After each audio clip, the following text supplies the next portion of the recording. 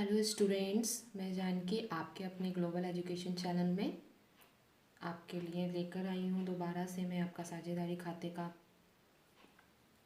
Chapter number 2। तो आज हम डिस्कस करेंगे साझेदारी खाते 2, नए साझेदार का प्रवेश। इससे पहले हमने पहले चैप्टर में जाना था कि साझेदारी में क्या डीड होनी चाहिए, क्या उसके लक्ष्य हैं, क्या तात्पर्य, सारी थ्योरी हमने डिस्कस की थी। नाउ हम डिस्कस करेंगे अब numerical portion, partnership accounts 2, admission of a new partner. Introduction करते हैं पहले इसका। भारतीय साझेदारी अधिनियम 1932 की धारा 30 के अनुसार साझेदारी फर्म में नया साझेदार तभी बनाया जा सकता है जब सभी पुराने साझेदार उसके प्रवेश के लिए सहमत हो।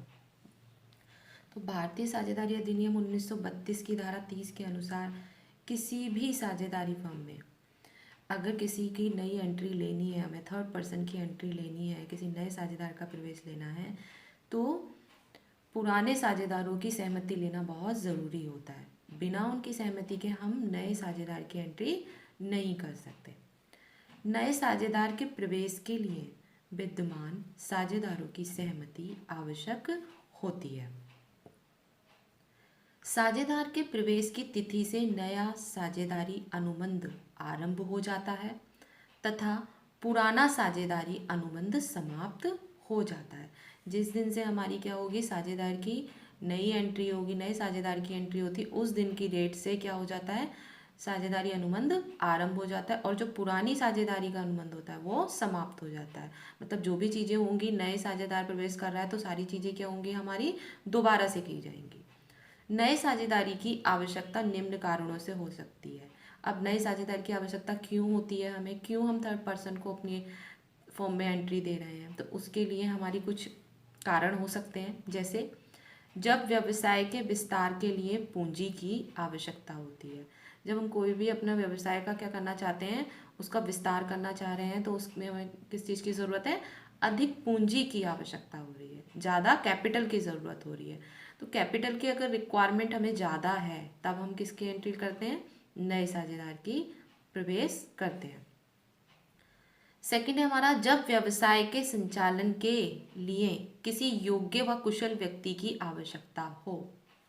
हमें अपना व्यवसाय चलाने के लिए किसी योग्य व कुशल व्यक्ति की आवश्यकता होती है।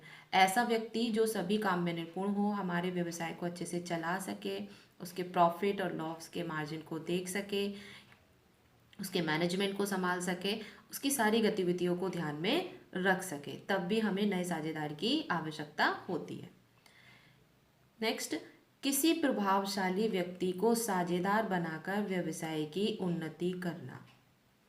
कि किसी भी व्यवसाय को चलाने के लिए हमें ऐसी किसी पर्सनैलिटी की ज़रूरत होती है जो उस व्यवसाय में उन्नति का जरिया बने। ठीक है, तो ऐसा कोई भी व्यक्ति जो बहुत ज़्यादा अट्रैक्टिव हो और बोलने में बहुत एक्सपर्ट हो, मैनेजमेंट करने में बहुत अच्छा हो, तो वो क्या कर सकता है, हमारे व्यवसाय की उन्नति कर सकता है। ऐसी कंडीशन में भी हम अपने फर्म में किसी नए साझेदार का प्रवेश करते हैं। नेक्स्ट है, किसी योग्य कर्मचारी की प्रोत्साहित करने के उद्देश्य से उसे साझेदार बनाना। किसी योग्य कर्मचारी को प्रोत्साहित करने के उद्देश्य से उसे साझेदार बनाना। किसी भी कर्मचारी को प्रोत्साहित करना है या उसके उद्देश्य को पूरा करना है, तब भी हम नया साझेदार बनाते हैं। पुराने साझेदार के वृद्ध होने पर नए साझेदार की आवश्यकता। पुराना साझेदार अगर वृद्ध हो गया है, वो बूढ़ा हो गया है, या उसका IQ लेवल इतना नहीं रहा है कि वो चीज़ों को समझ सके, बैठने में असमर्थ है वो, तो उस कंडीशन में भी हम नए साझेदार का प्रवेश लेते हैं। तो ये हमारे 5 कारण हैं जिनकी वजह से हम नए साझेदार का प्रवेश लेते हैं। अब नए साझेदार का प्रवेश लेने के बाद हमें कुछ मुख्य समायोजनाओं का भी पालन करना पड़ता है। नए साझेदार के प्रवेश के समय कुछ समायोजनाएं आती हैं। Main adjustment of the admission of a new partner now discuss करते हैं।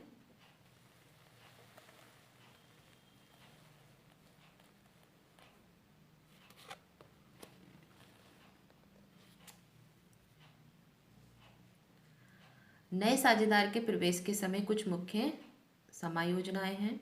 जैसे नए साझेदार के प्रवेश के साथ ही पुराना साझेदारी अनुबंध समाप्त हो जाता है।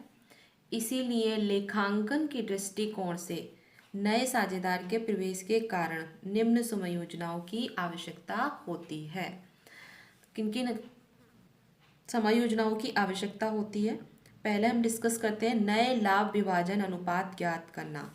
नए लाभ विभाजन अनुपात ज्ञात करना, त्याग अनुपात ज्ञात करना, नए साझेदार के प्रवेश के समय ख्याति का लेखांकन करना या ख्याति के लेखांकन का व्यवहार करना, संपत्तियों एवं दायित्वों के पूर्ण मूल्यांकन का लेखांकन करना,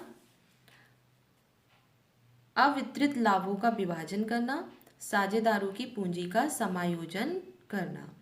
तो ये 6 बहुत ही महत्वपूर्ण समायोजनाएं हैं।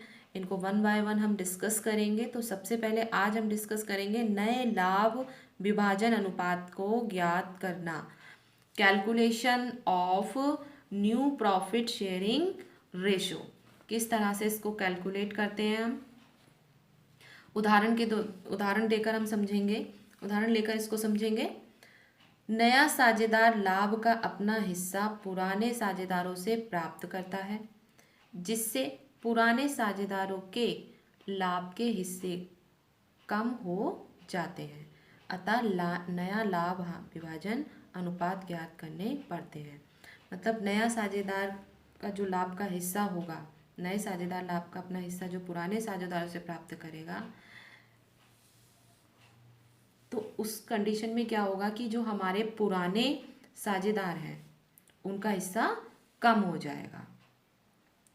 नए साझेदार के प्रवेश के समय लाभ हानि के विभाजन के संबंध में सामान्यतः निम्नलिखित प्रकार की समस्याएं सामने आती हैं। जब कोई नया साझेदार हमारी फर्म में एंट्री कर रहा है तो वहाँ पर कुछ हमें समस्याओं का सामना करना पड़ता है। वो समस्याएं क्या क्या हो सकती हैं, इसमें से हम पहली समस्या डिस्कस करेंगे। क्या समस्या हो सकती है? जब प्रश्न में केवल नए साझेदार का अनुपात ही दिया होता है, जब प्रश्न में केवल नए साझेदार का ही अनुपात दिया होता है तथा यह स्पष्ट नहीं होता कि नए साझेदार ने अपना हिस्सा पुराने साझेदारों से किस अनुपात में लिया है। पहली बात, उसका साझेदार का अनुपात दिया होता है तथा यह स्पष्ट नहीं होता कि नए साझेदार ने अपना हिस्सा पुराने साझेदारों से किस अनुपात में लिया है। तो हम क्या करते हैं, यह मान लेते हैं कि पुराने साझेदारों के लाभ विभाजन अनुपात में कोई परिवर्तन नहीं है। पुराने साझेदारों के लाभ विभाजन अनुपात में कोई परिवर्तन नहीं है और वे अपने पुराने अनुपात में ही लाभ हानि का विभाजन करते रहेंगे। जो पहले से ही उनको अनुपात दे रखा है क्वेश्चन में, हम उसी के बेसिस पर उसके लाभ हानि का विभाजन करते रहेंगे।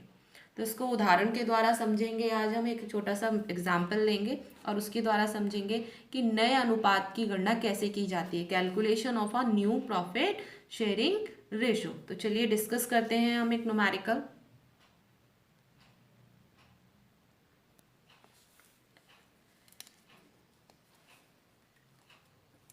यहाँ हमने एक न्यूमेरिकल लिया है, छोटा सा एक एग्जाम्पल लिया है calculation of new profit sharing ratio का, जिसमें 2 पार्टनर हैं हमारे दीपक और रवि। 2 पार्टनर हैं हमारे दीपक और रवि, जो लाभ हानि को 3:2 के अनुपात में बांटते हैं। उन्होंने रोहित को 1/4 भाग के लिए साझेदार बनाया है।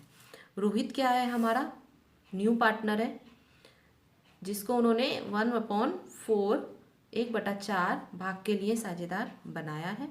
साझेदारों के लाभ हानि अनुपात की गणना कीजिए। मतलब हमें क्या करना है, न्यू प्रॉफिट शेयरिंग रेशो निकालना है। तो चलिए डिस्कस करते हैं इसका solution. Total profit of firm कितना है हमारा, 1 दे रखा है। Total profit of firm 1। इसमें जो हमारा रोहित पर्सन है, थर्ड पर्सन है, न्यू पार्टनर है, उसका पार्ट कितना है, 1/4। तो रोहित का जो शेयरिंग है वो है हमारा 1/4 1/4। थस रिमेनिंग प्रॉफिट कैसे निकालेंगे? टोटल प्रॉफिट हमारा कितना था? 1 था, 1 माइनस 1/4, तो हमारा इक्वल बैलेंसिंग रिमेनिंग प्रॉफिट कितना आया? 3/, thus remaining profit equal 1 minus 1/4 equal 3/4। तो बैलेंसिंग जो हमारा प्रॉफिट आया, रिमेनिंग प्रॉफिट हमारा कितना आया? 3/4। अब 3/4 आया। अभी हमारे जो पुराने पार्टनर्स थे वो थे हमारे दीपक और रवि, इनका हम क्या निकालेंगे? नया रेशो निकालेंगे, नया प्रॉफिट शेयरिंग रेशो निकालेंगे। Hence Deepak's new share equal 3/4 into 3/5। 3/5 हमारा कैसे आया? जो हमारा उनका पुराना रेशो दे रखा था। पुराना रेशो क्वेश्चन में हमारा कितना गिवन था? 3:2 का रेशो। तो यहाँ पर निकालेंगे 3 + 2 5 हो गया। और दीपक का हमारा जो रेशो था वो क्या है? 3/5। और ऐसे ही हमने किसका निकाला? रवि का निकाला। तो डिस्कस करते हैं कि दीपक का न्यू शेयर कैसे निकालेंगे। बैलेंसिंग हमारा कितना था? रिमेनिंग प्रॉफिट 3/4 मल्टीप्लाई बाय जो ओल्ड रेशियो हमारा दे रखा है क्वेश्चन में गिवन है 3/5। 3 × 3 9, 4 × 5 20।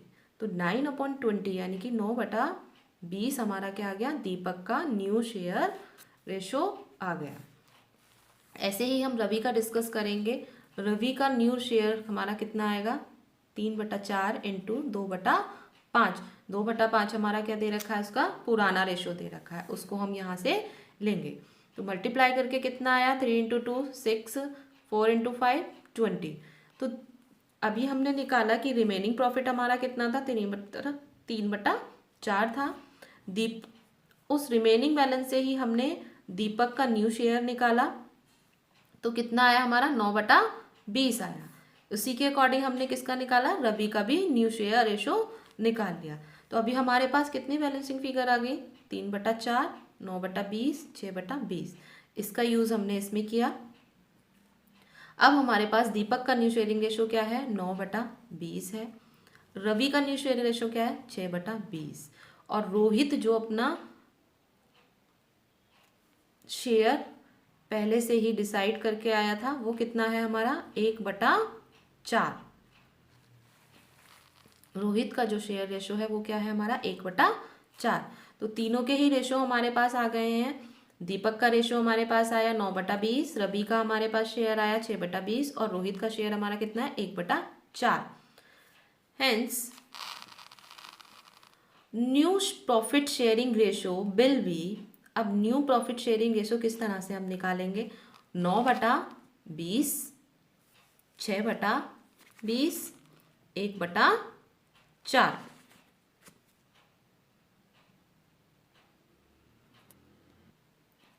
इसको कैलकुलेट कर लेंगे हम। इसको कैलकुलेट करने के बाद हमारा कितना आया? 9:6:5। ठीक है, 9:6:5। तो new profit sharing ratio is 9:6:5। तो हमारा जो तीनों पार्टनर्स का share new profit sharing ratio आया वो हमारा कितना आया है? 9:6:5।